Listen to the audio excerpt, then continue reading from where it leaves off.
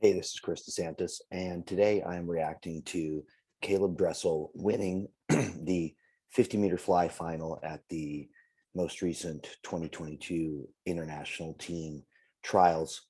This is one of the better races from the international team trials, and Dressel went to 22.8. Michael Andrew went 22.8 as well, and so we're going to get into it a bit and see how the matchup turned out between those two guys. Um, there were, I guess, myself included, a few people who were trying to read the tea leaves on Caleb Dressel a little bit earlier in the meet. And I want to say this with all the sensitivity in the world, especially in light of the interview that we've given, that a lot of interest in Caleb Dressel races because he's performed so well over time. And I can see probably from his perspective how it can be maddening to have people sort of extrapolating like, oh, is he off? You know what I mean? If he swims 7/10 slower than his amazing 100 freestyle time, certainly something, unfortunately, I was guilty of doing. Just I could see some subtle differences in the way he swam. If you want to hear more about that race, I suggest you head over to Inside with Brett Hawk. He did a very nice breakdown of this 100 free and came to a completely different conclusion than I would have, which was, like I'm ready to push the panic button, and he's not. But I won't spoil too much of his video. You should go ahead and see that. But let's get to this matchup. This is a 50 butterfly. This is a race that we don't get to see as much as some of the Olympic races. It's a pretty funky event. It's not. Caleb Dressel happens to be the best 100 butterflyer in the world, and also extremely competitive in this event. If you look back historically at world championship results and other meets where this is contested, it's hardly ever the best 100 butterflyer who's the best at it. It's almost sort of its own category. You have Nicolas Santos from Brazil, who has the world's best time, 41 years old, really is kind of like a 50 butterfly specialist. So it's such a specialized sprinting event that it's not necessarily always the best 100 butterflyer that is the best coming down into this distance.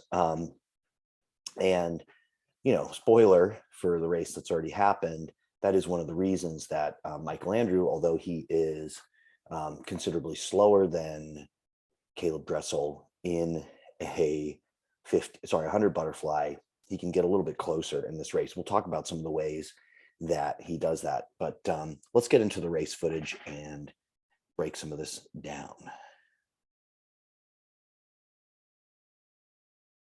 And we're going to see what USA Swimming thinks of using this video. We'll go back and forth between me talking and watching some clips of this video. I was watching it on quarter speed. Actually, I want to watch the beginning on quarter speed because I just want to talk about the starts just a little bit. Here you see them setting up for the start. This is Michael Andrew here. Okay. And this is Dressel above him. So you have Andrew and Dressel. And if you want a full breakdown of the differences between two of their starts, I'm just going to address it briefly here, but you can watch. I have a video on that. Breaks down the Tokyo 50 free final. You can see that Dressel just has such good fundamentals on the blocks, just the way that he sets himself up to leave. I'm not impressed as much with the way that Andrew's doing it. And what I really think is hurting Andrew here is, you'll watch as the start initiates, he has this jerk downwards with his head. It doesn't really help him get into a position to leave. And it makes it harder for him to get into a good position to leave. So you can see the head movement down, and he never gets unfolded. So he's never driving straight out. He's driving sort of most way down into the water. And he's actually in the water a little bit sooner than Andrew. And I'm trying to go back from sharing and not sharing. I'm experimenting a little bit here with seeing whether USA Swimming is going to do a copyright strike on this video. In the past, when I've done these kind of analysis videos, I've gotten a copyright strike on them, which I don't totally understand, because, you know, I think you want people to watch this stuff. You want to build some excitement for your events. People like to watch some commentary. My most popular videos are commentary on some of these things, and in my opinion, it only helps them. But, you know, the corporate powers that be don't always feel the same about that kind of stuff.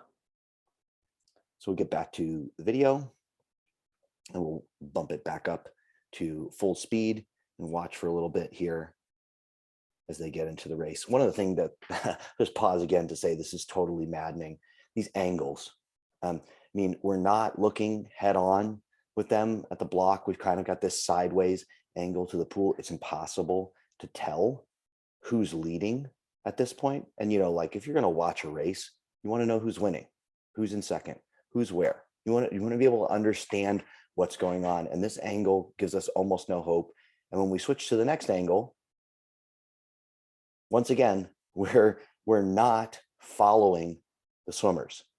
So we're looking at a slightly askance angle, but also, again, gives us a perspective where, you know, whoever's here down here in lane one looks like they're way behind Caeleb Dressel. They're not way behind Caeleb Dressel here in this final already, but it's kind of impossible for us to tell. You can see there's kind of slowly catching up to the camera. So as the camera gets there, we're almost getting a real view as to what's happening in this swimming race. And we're going to get a good one there later on as we get into the final few meters of the race. But you can see even there from the beginning that, well, maybe you can not really see because of the way it's filmed, but I guarantee you, if we got a good footage on this, you would see that Dressel's getting a big advantage off the start. And actually, he doesn't have that much of an advantage the rest of the race. In fact, once they start swimming, Andrew is significantly better at generating just sort of flatline speed in butterfly. And, you know, I said this in my starts video, I think Andrew is perfectly capable of having a much better start. He's actually physically larger than Caeleb Dressel, and body size is a big advantage off the block. So he should be able to enter the water with more speed. It's just a matter of forming a better movement off the blocks and a better movement into the water. And he will actually should be able to get to 15 meters at an advantage from Dressel. And with the way the rest of this race plays out, if you could do something like that, you could be looking at potentially a world record swim in the 50 butterfly. So I think it's that important for Michael Andrew to get some of this start stuff sorted out. I don't get the sense, based on his picking of race strategy and everything else, that he has that he is really changing anything, despite what he may have indicated in some interviews and some sporadic sort of messages here and there. I just don't get the sense that he has a wider circle that's given him good advice. And so it seems like he's just going to keep doing the thing he's doing. And hey, it makes him the second best guy in America. It's not bad. It's extremely, extremely good. But there is another level that he can get to here if he employs some stuff. Let's see how the race develops a little bit more.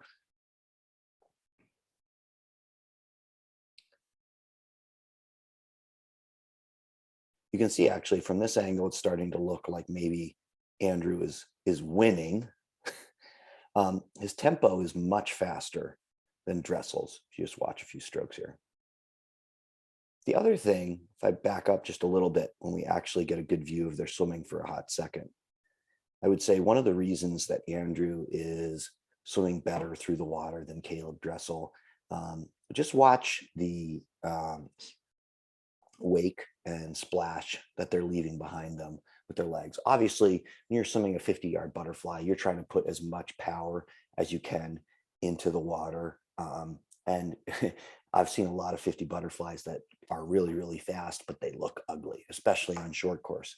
They don't look super duper pretty and finessed. I'm actually pretty impressed by how smooth it looks behind Michael Andrew here, even though he's swimming with an extremely fast rate. But part of that is actually that because he keeps his legs in contact with the water so much, he doesn't lose that connection. He is actually able to swim with a fast rate. It's sort of enabling him to swim a little bit more smoothly. So you just watch that a little bit. Watch behind them. You can see the big splash behind Dressel and much less wake behind.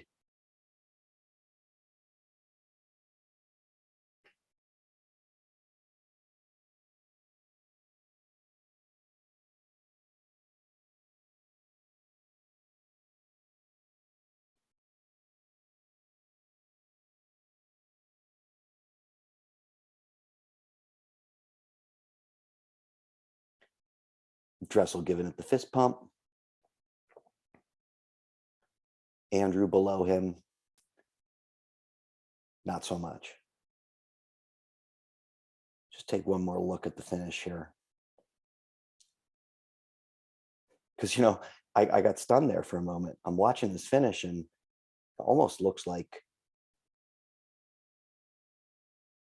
Andrew was ahead, that he was going to win this. Let's watch that. Let's bump it to quarter speed here on the finish. So you can see Andrew's in a little bit maybe of a bad position, because when his arms get fully extended here, I'm not sure he's going to be completely on the wall. Dressel's going to go for, going to reach for it. Wow. God, that was close. Love to see underwater footage of that. But again, we're not going to get that in this context. I thought actually watching that again, Andrew basically hit the finish exact, and Dressel was in fact a little bit off. But as I said, one of the best races we've had so far at this meet. And I had a good time watching a replay of it today. Of course, I have to watch all the replays. I don't have whatever channel this is meant to be broadcast on. And so it's been fun to catch up on that, and check back here for more videos as we go.